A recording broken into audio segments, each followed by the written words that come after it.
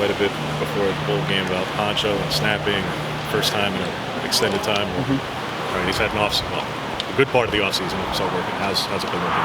Poncho's been looking excellent. I mean, I think the best thing for Poncho was he was doing it last year too, and he was always in a rotation. So when it happened, Liberty game, it wasn't really a shock for him. It was just him just getting the starting role.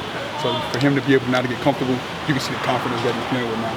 This is what we've been waiting for. I mean, he has the physical attributes. It's just now getting comfortable with snapping like he had. That's what he's doing also.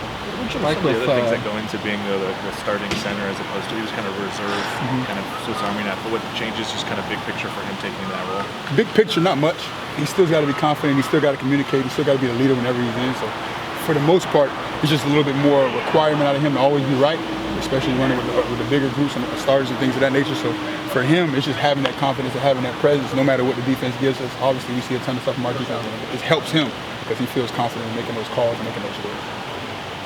How huge is it for you guys to have both of your starting tackles be able to return and have that kind of experience from last year going into this year? It's a blessing. I mean, to be in this same situation last year, it was kind of like you didn't know who was going to be the guys, and to now have that continuity. Everybody's competing still, but to have guys that you know can play high-quality football. JC and Johnny are some of the two of the best in the nation. I mean, all due respect. And they put that on film last year. So to have them back again this year as an O-line coach, we are ecstatic, obviously. But it's also the leadership group that they have. Like now, they are so much more vocal this year than they were last year, and it comes with confidence. What's been your impressions of Bedford and just what you like about him in the portal to bring him over? That older leadership presence, that's what he is. That's what he is. He's going to push, he's going to grind. He's always looking to compete every single day. That's the type of energy we need in our room. Win, lose, or draw, he's trying to go win.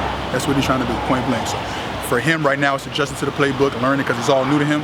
But that presence, that maturity, that feistiness, he's bringing it every single day. Yeah, a lot of position versatility at Indiana. Is that going to be the same case? Same thing for him. You know, it's spring. Guys will be playing multiple positions. So just for him to get comfortable in our system, and get comfortable playing multiple positions. What does Marcus mean to you?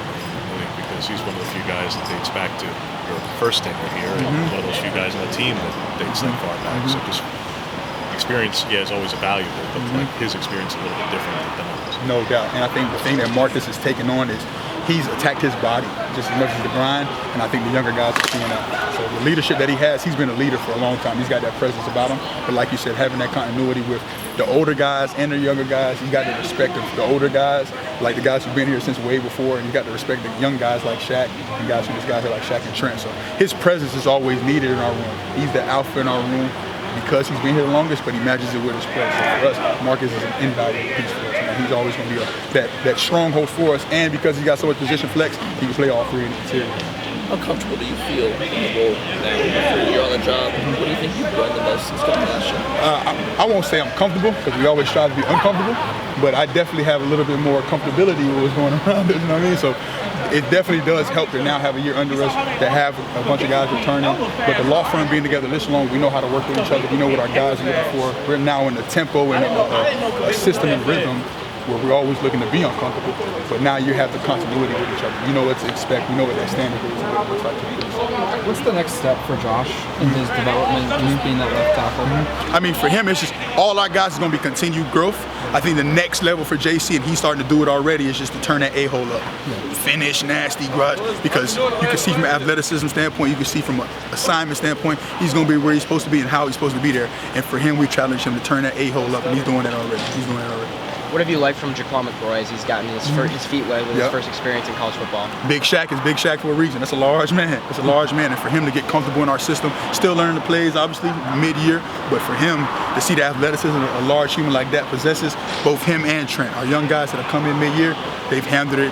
We've kind of threw some fire at them, and they've handled it, and they've been able to play next to each other a little bit, try to challenge them to see how much of the system they know, but when not, putting them next to get some older guys so they feel a little comfortable to have that communication and continuity. But those two guys are going to be special for us. How has Trent kind of adapted? Because he went from very little experience of high school football, and the state of Oregon's not known to be the most competitive place, But even then, there are ballers, and the history is shown. In the PNW, there are offensive linemen that are here, and we do a good job of making sure we keep them here. We have a ton of guys. You had the Jake Hansons, the Shane Lemieux, the Calvin Throckmortons, the Brady Aiellos, the Ryan Walks, the Alex Forsythe. You can go on the list on and on. Trent just happened to be one that happened to be a under the rug guy. He was a lacrosse player, basketball player, but he made the transition after that junior, senior year And to see how much he's already developed, that's a credit to his trainers, a credit to his high school coaches, because he came in way more advanced than people anticipated, but he's been working on his craft. He's an athletic human being, so if he sticks his mind to something, I don't think there's not much he can't do for real. I know you cross-train, but what kind of just long-term projection? Whatever he want to play, he's got that athletic ability, and what's surprising about Trent is his bend. So obviously it'll be guard or tackle right now, but I wouldn't be opposed at some point of him trying to snap the ball because he can play with great bend to be that large. And you can see him next to Shaq. Those two dudes are large humans, man, for real. I'm glad they with the Ducks. What is it Johnny been focusing on this spring league so that a year from now he's looked at as a potential Thursday night guy? So for him, it was his size in the weight room. And for Johnny, he's turned into an animal this offseason. He attacked the weight room. He's playing with probably about 12, 13 pounds heavier.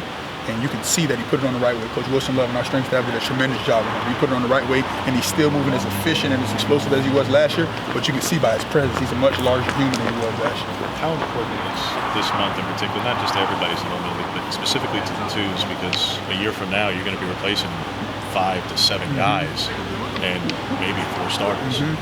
You're going to have a lot of answers in that case. So how important is this time to that, and how much cohesion have you found in the twos as you're mixing and matching personnel groups? And I think to me that's the biggest thing of why we do so much mixing and matching during this time. This is the time you get to develop.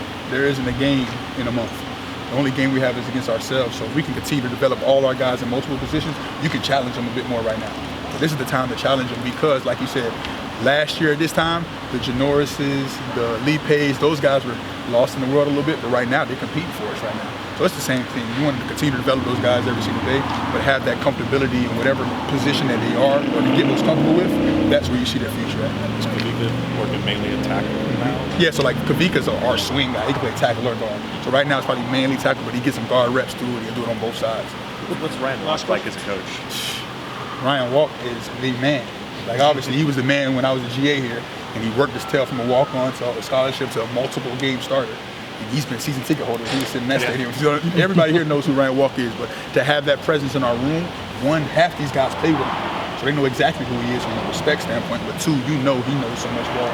He helps the law firm without a doubt. So to us, I mean, we're blessed. Again, this family that we have here, Coach Cav, we got Walkie, myself, Coach Caleb. Man, we got guys right now who can continue to help our guys, and not just me, the whole family. Appreciate y'all, man. Y'all be blessed, man. Thank you.